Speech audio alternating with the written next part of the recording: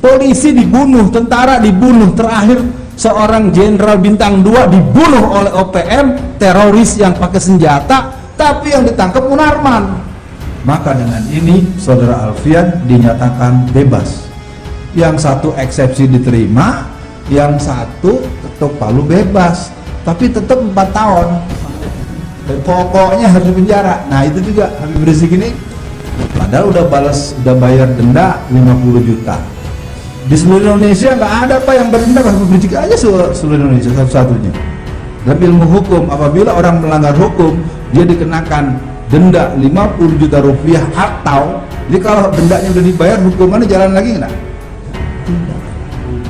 Sudah 400 ustadz guru-guru kita yang sudah meninggal atas nama COVID-19. Pertanyaannya, pendeta udah berapa yang mati? Sekitar 400 lebih mati, kita tidak boleh tahu. Karena apa? Ditutup dengan stempel dukun santet.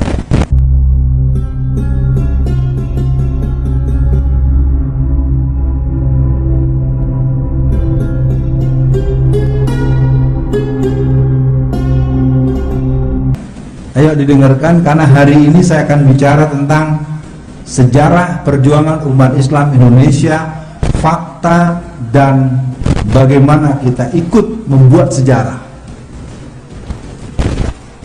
Belum kita terheran-heran Habib Rizik ditangkap dengan kesalahan yang tidak jelas dengan total tuntutan 16 tahun penjara. Ya, jadi bapak-bapak yang belum tahu, Habib Rizik itu total 16 tahun penjara gara-gara masker. 16 tahun penjara. Sekarang Bang Munarman ditangkap dengan operasi teroris. telolet. Di negeri ini kita terheran-heran gitu. Penembakannya terjadi di Papua. Seorang jenderal perwira tinggi tentara angkatan darat yang jadi petinggi Badan Intelijen Negara ditembak oleh pasukan OPM. Ditembaknya di Papua, yang ditangkap Tamburan. Gitu ya. Jadi kita ini sekarang diajak untuk melihat persoalan otak kita tuh, kalau kata Rocky Gerung, diajak nggak waras. Ya udah ya, sekarang sebelum dibahas, jamaah perlu nggak tahu kasus yang saya alami selama 4 tahun saya di penjara? Kalau nggak perlu nggak saya bahas nih, karena saya suka diprotes ini. Ibu-ibu perlu nggak bu? Bapak jangan jawab, jadi nggak ketahuan. Diam dulu, diam ya. Yang bapak-bapak, yang laki-laki, yang punya kumis, yang punya jenggot, saya tanya ibu-ibu. Ibu mau denger nggak pengalaman saya 4 tahun di penjara? Oh, semangat. Tapi suami jadi penjara, ibu. Baik. Bagi yang belum begitu kenal dengan saya ini adalah narasumber resmi negara. Saya narasumber di Wantanas, Dewan Ketahanan Nasional, yang diisi oleh polisi, angkatan darat, angkatan laut, angkatan udara, jenderal bintang 3, bintang 4 aktif, bukan pensiunan. Jadi kalau orang yang tahu saya ditahan, ditangkap, disidang, disimpan di Polda Metro Jaya, dari Metro Jaya dipindahin ke Medaeng, Surabaya, dari Medaeng dipindahkan lalu ke Makobrimob, dari Makobrimob dipindahkan ke Polda Tahti Jawa Timur, lalu dipindahkan lagi ke Porong. Sulit dipahami gitu. Narasumber resmi negara masuk penjara. Ya. Saya sendiri yang di penjara aja bingung, gimana ini? Di negara ini kan anak akal nggak bisa dipakai. Seperti di situ ada motor. Maling. Anda jangan coba bilang ada maling motor, Pak. Nanti yang ditangkap bukan yang maling, Pak, yang ngasih tahu. Ya, saya ingin mengajak dulu satu fakta. Di negeri ini terjadi sebuah kedunguan kolektif yang dipertontonkan terus-menerus, yang ini uneducated, tidak mendidik. Jadi saya mudah-mudahan 5 menit selesai nih menceritakan, karena bukan soal sedih, bukan soal saya ini baper atau saya ngeluh, kok pejuang ngeluh di penjara aja cerita-cerita, bukan, biar juga masyarakat tahu persoalannya nggak jelas. kasus-kasusan, pasal-pasalan, sidang-sidangan, vonis-vonisan, lucu-lucuan, tapi 4 tahun. Kasus pertama ceramah saya yang berjudul Bahaya Penjajahan Cina. Kan keren, jamaah 100% begini.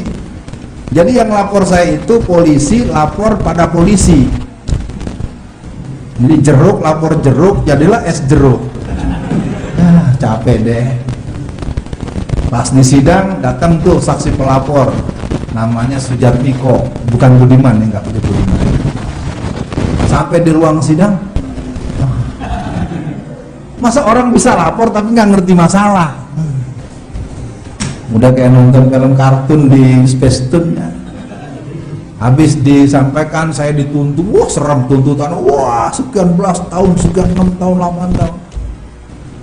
Kemudian setelah penuntutan dari jaksa, kemudian kita diberi kesempatan untuk membuat eksepsi, nota keberatan. Di sini kalau Anda sarjana hukum pasti ngerti. Eksepsi saya itu diterima. Artinya apa? Tuntutan yang disampaikan oleh jaksa itu dianggap nol. Ketika saya dinyatakan akan pulang, saya nggak mau cerita kasus yang disambungkan. Itu ada omongan ini. Teman-teman polisi yang ngerti hukum bilang, Ustadz harusnya pulang. Lu kenapa gue nggak pulang? Orang-orang Cina nggak setuju kalau Ustadz pulang. Woi nggak mau kalau Ci Alfian nggak di penjara. Lah, masa orang di penjara gara-gara kemauan si Cina? Apa ini urusan ini Ahok dan kawan-kawan ini? Jadi hari ini para jamaah yang berbahagia, kita sedang berada pada satu imperium kolektif antara Bintang David dan Palu Arit. Wallazina kafaru ba'duhum awliya'u ba'd. Ketika musuh-musuh bekerja sama untuk menghancurkan kita, janganlah kita terkena dengan ayat berikut, tahsabuhum jami'a wa qulubuhum shatta. Ayat ini terdapat dalam surat Al-Hasr. Dikatakanlah, janganlah engkau seolah-olah bersatu padahal hatimu terpecah belah.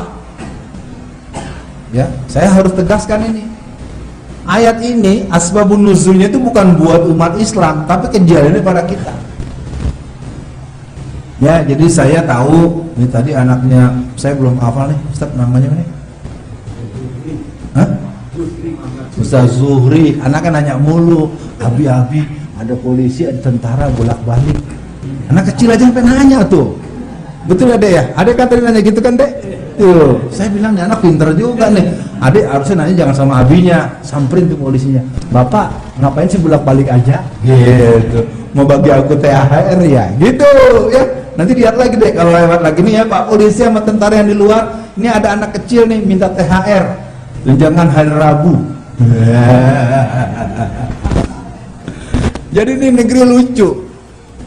Udah jelas lebih dari 161 tentara dan polisi yang dibunuh oleh OPM. Polisi dibunuh, tentara dibunuh, terakhir seorang jenderal bintang 2 dibunuh oleh OPM, teroris yang pakai senjata, tapi yang ditangkap Munarman. Oh, bingung, gatal di kaki yang digaruk palanya. Aduh, ngerti ya? Ngerti atas tidak ngerti. Udah, kalau ngomong begitu lagi kena pasal lagi. Pasal apa? Pasal lucu-lucuan. Anda ditangkap karena kena pasal lucu-lucuan. Udah nggak jelas di negeri ini. Dah cukup. Kasus saya yang kedua. Sidang terakhir tanggal 30 Mei tahun 2018. Jamaah kalau dengar sidang itu benar-benar terheran-heran. Setelah persidangan dilangsungkan sekian kali, kepada saudara Alfian alias Alfian Tanjung dinyatakan tidak berkesesuaian dengan pasal yang disangkakan oleh jaksa. Maka dengan ini saudara Alfian belum ada kalimat berikut sebelum dikatakan kalimat ini.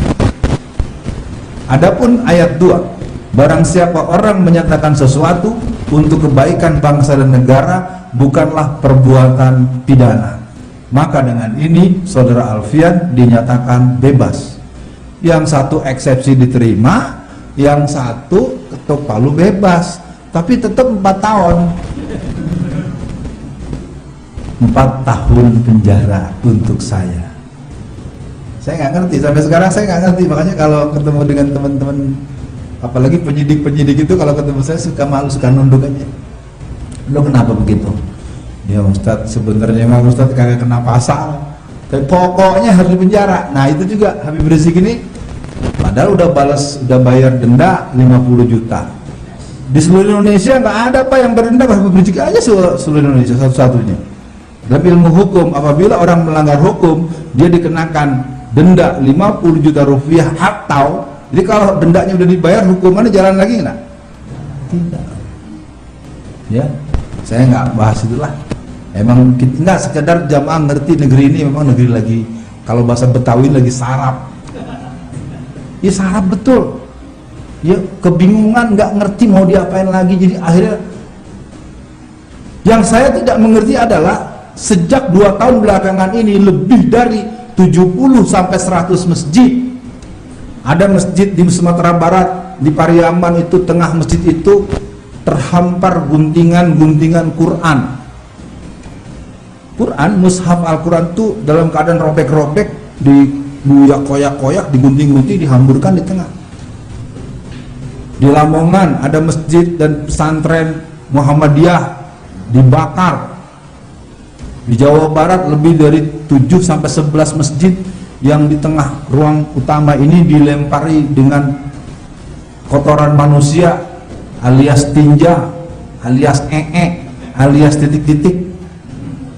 Semua kasus-kasus itu satu pun tidak pernah ada yang, mestinya kan yang sibuk nyari pelakunya ini polisi. Jadi kalau ada polisi yang sekarang dengerin ceramah Ustadz Alfian Tanjung, antum bukan ngintelin gua bro, mau cari tuh siapa yang naruhin tai di tengah masjid. Itu yang harus antum laporkan pada kami. Kami ini nggak tahu kok, berani nih katanya negara kita negara yang berketuhanan yang Maha Esa. Jadi sekarang sudah jadi negara yang berkomunis, yang paling kuasa nih. Ini ngeri nih kalau begini nih. Baik, kita masuk saja, nanti waktunya nggak cukup. Besok malam sebenarnya saya ada panitia minta kajian nuzul Quran besok malam ya, di Jakarta Timur apa di Jakarta Barat. Saya bingung jawabnya. Saya ini sekarang jadi warga Solo. Emang lu tahu gue di mana? Udah nanti lagi lah, terlalu romantis nanti kalau diterangkan. Jadi malam ini kita mencoba membuka satu hal, bahwa malam ini atau besok malam di beberapa masjid biasa dilangsungkan peringatan nuzulul Quran. Kita akan awali ini ketika Allah berfirman di 5 ayat pertama, A'udzubillahi minasyaitonirrajim. Ya. Iqra bismi rabbikal ladzi khalaq, khalaqal insana min 'alaq, iqra wa rabbukal akram allazi 'allama bil qalam 'allamal insana ma lam ya'lam. Jadi pada malam ini kita mencoba para jamaah semua, kita membahas sebuah judul sejarah perjuangan umat Islam, fakta dan proses membuat sejarah. Jadi kita di sini jangan hanya mendengar-dengar saja. Kalian mau apa? Nanti saya coba. Makanya tadi udah janji ya jam 10 ya, jangan ada yang, pokoknya kalau ada yang kelihatan pulang, saya langsung berhenti, anterin pulang ke rumah. Pulangkan aku ke rumah orang tuaku, ya. Jadi saya nggak mau nih kalau lagi udah dijanji. Jadi kan jam 10 nih, Bu. Jadi, Bu, kayaknya udah 2 orang yang jawab. Yang langsung yang tadi jawab nyesel. Aduh, jangan dong. Nanti kolaknya jadi nggak enak nih. Ntar makannya nggak seru nih. Jadi yang pertama, di bulan ini turun Al-Quran. Memang tidak seluruh ayat Al-Quran dari ayat pertama sampai surat An-Nas tidak seluruhnya diturunkan di bulan Ramadan. Dia diturunkan sesuai dengan tematik, sesuai dengan situasi. Ada yang Allah langsung isyaratkan kepada Rasulullah, ada yang lewat malaikat Jibril, ada yang lewat cara-cara yang Allah tentukan sendiri. Saya tidak sedang bicara itu pada malam ini. Maka saya akan mengawali kepada para jamaah semua untuk memahami sejarah awal kerasulan sampai bubarnya Turki Utsmani. Ya, saya kemarin baru pesan buku, bacanya apa ini? Bukan jualan buku, nggak tahu aja. Ertugrul, sejarah Turki Utsmani dari kabilah ke imperium. Wah, bukunya diangkat-angkat, dibaca belum? Ya paling nggak udah punya lah gitu ya. Ustaz udah punya ya? Nah besok beli sendiri cari. Nah, jadi pada malam ini para jamaah kita akan memulai dulu memahamkan bahwa sejarah ini adalah satu perjalanan yang dilalui oleh, kalau kita buka Quran, menurut keterangan para ahli tafsir, Quran itu 2/3 isinya sejarah. Kisah Nabi Musa, kisah Nabi Ayub, wah pokoknya kalau bicara sejarah. Nah kesalahan kita, ada yang menganggap belajar sejarah itu nggak perlu. Kesalahannya bukan pada pelajarannya, kadang-kadang pada gurunya. Gurunya tidak menjiwai filosofi sejarah. Sejarah itu bukan persoalan nama, tanggal, bulan, hari, dan tahun. Sejarah itu adalah satu wilayah perjalanan yang pernah terjadi, yang sangat berpengaruh kepada situasi hari ini, dan dia bisa menjadi proyeksi masa depan. Ini contoh tentang Nabi Musa. Nanti kita baru masuk nih, sejarah perjuangan umat Islam, kan baru jam 8:05 nih, jadi masih 2 jam kurang. Sanggup? Nggak sanggup, gua nggak ada minumnya di sini. Gila bener emang, kalau sama orang Jawa susah, kalau dikias-kias ribet, diomongin aja dah. Saya Betawi nih, Petamburan saya gang 1, Habib Rizik gang 3. Di gayanya begitu blos-blos gitu. Nggak apa-apa yang ngomong gini Pak ya. Ya masa kalau di rumahnya nggak ada minumnya, ngomong 2 jam aus, ilaha illallah. Emangnya siang-siang bulan Ramadan? Nggak bener dah, emang nggak punya panitia. Sekarang ini salah satu kelemahan adab di masjid-masjid itu gitu, kurang hormat sama guru. Jadi nggak enak ngomong begini nih, panitia langsung bukanya belang-belang, nano. Udah jangan diambil hati, cari minum. Kalau mau cari yang agak khusus, saya butuh hanya air putih hangat. Saya nggak minta yang lain. Ya. Kita akan awali sejarah kerasulan sampai bubar Turki Utsmani. Nanti cari dalam buku yang ada, yang tentu saya nggak akan bahas malam ini. Ya, karena akan lebih bagus teman-teman memanggil Ustadz Budi Ashari. Wah, selesai sama dia. Saya akan bicara spesial tentang sejarah perjuangan umat Islam Indonesia, karena saya harus memberikan kesaksian perjalanan saya selama 40 tahun kurang sebagai aktivis yang telah malang melintang menghadapi situasi keumatan yang membuat kita hari ini. Sudah 400 ustadz guru-guru kita yang sudah meninggal atas nama COVID-19. Pertanyaannya, pendeta udah berapa yang mati? Kita tuh boleh bertanya, tapi tidak boleh mempertanyakan. Sudah berapa tokoh-tokoh Islam yang mati di awal reformasi alias Orde Lama Jilid 2? Antara bulan Maret, April, dan Mei, 144 ulama dan guru mengaji dari jalur Banyuwangi sampai Banten, 144 orang mati dengan posisi leher hampir putus, perut terburai, ususnya keluar. Dengan kemudian tahun 1999 di Ciamis, Jawa Barat, ada sekitar 200 ustadz, ulama, dan guru mengaji dengan kondisi mayat yang sama. Selama bulan Oktober tahun 2000 di Cianjur Selatan, 89 orang mati dengan leher hampir putus, dengan perut mereka khususnya keluar, mati. Sekitar 400 lebih mati, kita tidak boleh tahu. Karena apa? Ditutup dengan stempel dukun santet. Kan hampir semua nggak pernah ada yang mikirin kan? Itu hebatnya. Ini kalau dalam ilmu ideologi ini gendam PKI itu luar biasa. Yang mati itu rata-rata umurnya 60-70 tahun, yang di masa tahun 65, tahun 62, 64, 65 itu usianya sekitar 20-30 tahun. Dan kalau mau dibuka dengan terang-terangan, dulu itu mereka adalah pemuda-pemudanya NU yang dibunuh oleh PKI. Sekarang dia malah berteman sama PKI, malah ikut bakar-bakar bendera tauhid. Nah, gua kagak ngerti deh, koslet tuh orang. Iya, harusnya dia yang paling semangat sekarang bekerja sama dengan Ustadz Alfian Tanjung. Nah, sekarang dia baru tahu tuh pendiri NU gak ada di buku sejarah dibikin oleh Hilmar Farid, ya, seorang birokrat PKI yang bersemayam jadi pejabat. Bukan kecolongan Pak, kelamaan berteman kayak orang lewat tempat sampah. Bapak tahu tempat sampah? Kalau Bapak lewat tempat sampah yang isinya ada sisa makanan busuk, ada muntah, ada bekas telur, ada bekas makanan yang udah basi dikumpulkan. Kalau Bapak belum pernah lewat, Bapak lewat situ bisa muntah. Tapi karena Bapak ini rumahnya dekat tempat sampah, ya itu dia yang terjadi dengan kita. Sekarang PKI-nya udah berani bakar masjid, sudah berani buang kepala kambing, kepala anjing, kepala babi di tengah masjid. Wah, dapat minum deh. Kalau nggak demonstrasi nggak ada minum deh. Ya, maafin aja ya. Jangan sakit hati ya. Ini ada isi cairan beracun kan?